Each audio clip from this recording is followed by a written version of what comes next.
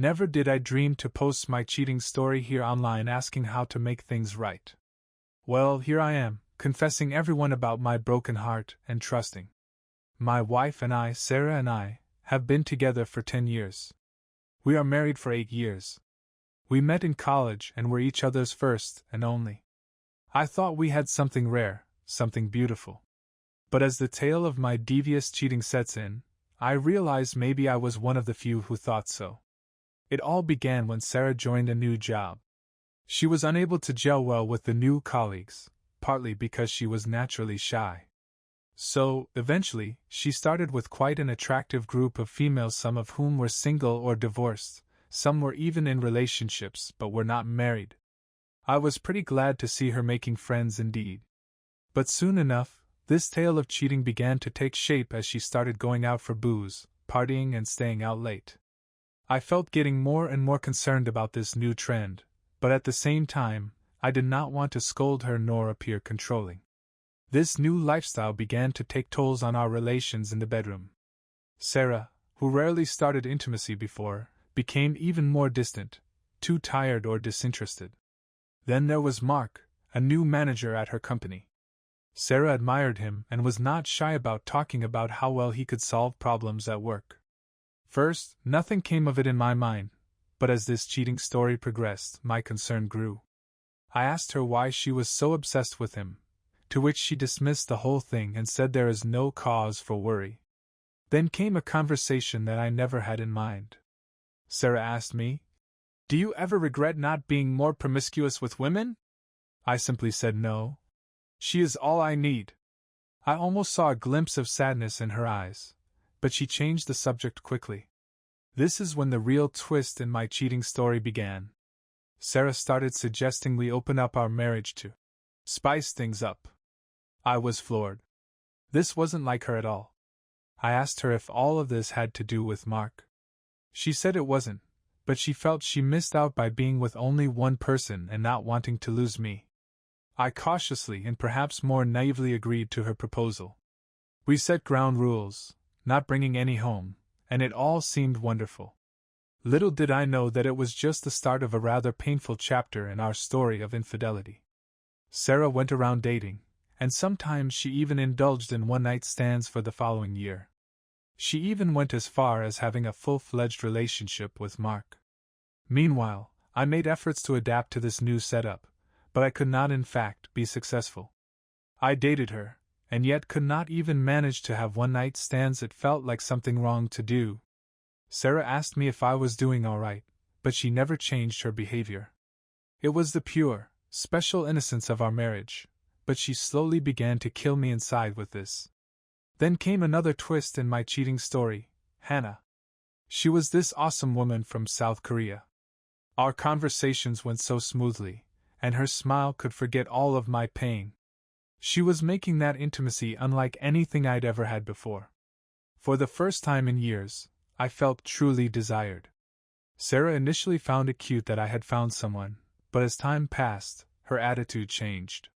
Just like that, Sarah turns around and now starts coming in to surprise me dinner, cleaning the house, dropping off lunch at my office, even taking intimacy as our initiative. Too late. Part of me had died. I asked her what had caused this sudden change in behavior. She said she wanted to prove that she still loved me and was happy with me. I burst out laughing and asked about Mark, her friends, and the one-night stands. She could not respond and went to bed in tears. The very next day, Sarah came to me and said she wants to shut down our open marriage. She says it was a miserable mistake and that she regrets everything. According to her, she ended with me because of friends and Mark, who told her that she needed more experiences. But now, she knows this was something unique what we had, and she destroyed something precious.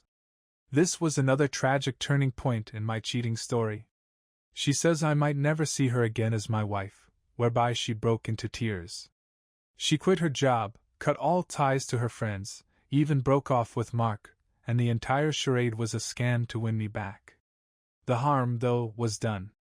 All these efforts were merely proof of what I'd established for Hannah. There was something about Hannah that brought to life parts of me, which honestly hadn't been stirred in quite some time by Sarah. Now, here I was in something I never wanted, the cheating tale I never asked for. We went into couples therapy, hoping somehow we'd find a way to fix things. In the first session, Sarah vomited up guilt, stating how her friends had guided her down this path. The therapist pointed out the damage done to this approach with regards to relationships and marriage. Sarah said she was panicked over seeing the happiness of my relationship with Hannah for me. Well, her friends had advised her to just put up with it, so she found out who was the bad influence in her life. I disclosed my participation in the scandal and my continued affair with Hannah. The therapist said nothing concrete would be achieved till Hannah stayed and brought up the topic for consideration of another session. Sarah and I moved to separate apartments for the time being. It was in our second meeting that Sarah shared further excruciating truths about her relationship with Mark. They did not cross physical lines before our opening marriage, but had touched themselves in front of each other.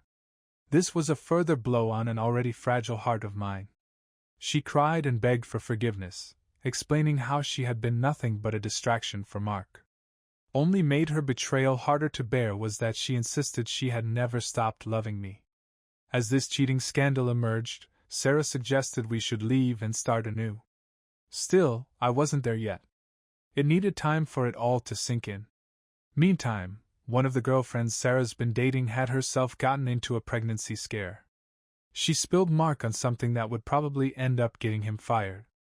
Her apology to me after hearing her buddy was part of Sarah's wrongdoing, trying to get out of the mess she helped create. One day, returning home with some belongings, I found Sarah amongst our wedding photos. "Look," she said. "Mark sent me a message. He ripped into me for exposing him." She said she had done it to rid us of the secret's power over us, give our marriage a fighting chance. But she knew that was too little, too late. I told Sarah that I was ending marriage counseling and seeking individual therapy instead. She wept uncontrollably. I was numb. I had previously consulted with a divorce lawyer, unsure whether there was anything left worth saving in this cheating story. It's pretty obvious that she's desperate to win me back, but I no longer see the same future for myself as she does. When I left that day, Sarah was screaming her head off. What did Hannah have that she didn't? She wanted to know. If she can't see it now, I told her, I guess our marriage is really over. This is a cheating story of consequences. My wife has to face the aftereffects of her deeds, trying to unwind her mistakes. Life doesn't work that way. Perhaps one day she will be a better partner, but it won't be with me. She will always remember what she did and regret it. That is more than the many people get from their own cheating stories.